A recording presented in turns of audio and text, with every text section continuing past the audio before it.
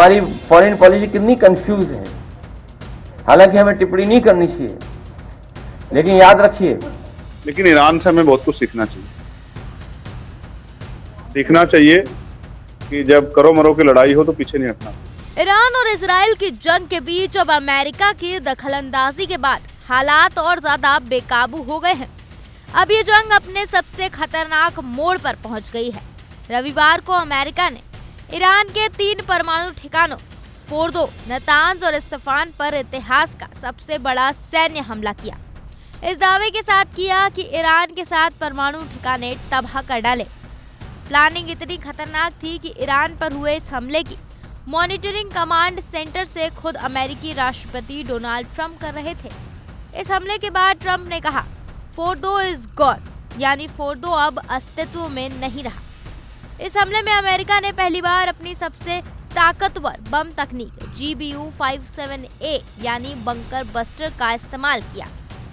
इस हमले के बाद ट्रंप ने अपने चिर परिचित अंदाज में कहा, ईरान मिडिल ईस्ट का सबसे बड़ा आतंकी समर्थक है। हमने ताकत दिखाई, अब वक्त है शांति का। लेकिन ईरान को समझने में ट्रंप ने शायद यही बहुत बड़ी चूक कर दी, क्योंकि अमेरिकी हमले के बाद ईरान की प्रतिक्रिया उससे कई ज्यादा विस्फोटक रही। अमेरिका सोच रहा था ईरान खामोश हो जाएगा, लेकिन ईरान ने अब पलटवार शुरू कर दिया है। ईरान ने इजराइल पर मिसाइलों की बारिश कर दी। ईरान ने एक साथ इजराइल के 10 से ज्यादा शहरों को निशाना बनाया।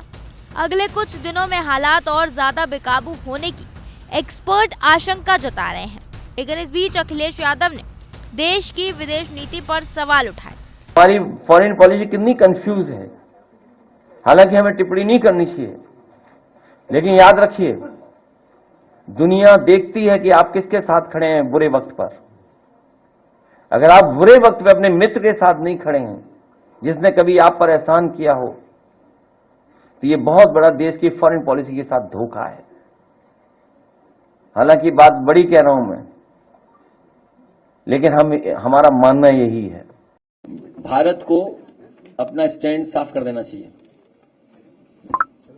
और इस समय के जो सहयोग और समर्थन होता है हमेशा हमेशा याद किया जाता है। इसी मैंने कहा, मित्र की पहचान बुरे समय पर होती है, अच्छे समय पर तो सब मित्र हैं। यानी अखिलेश यादव ने खुले तौर पर ईरान के समर्थन की बात कही है। इधर नगीना सांसद और भीम आर्मी चीफ का नजरिया थोड़ा अलग है।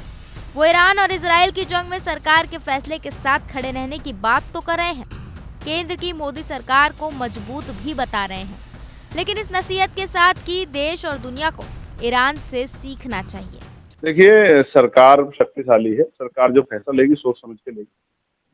आप समझिए कि जिस समय हमारे देश पे हमले हो रहे थे और हमारे देश की सेना टकरा रही थी, उस समय सब देश एकजुट होकर खड़ा था।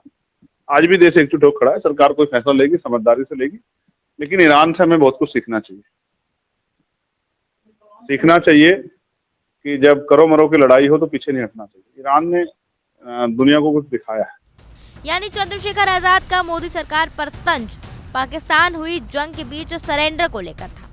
इसीलिए उन्होंने ईरान के बहाने मोदी सरकार पर निशाना भी साध दिया और इस फैसले की घड़ी में साथ रहने का भरोसा भी दिया।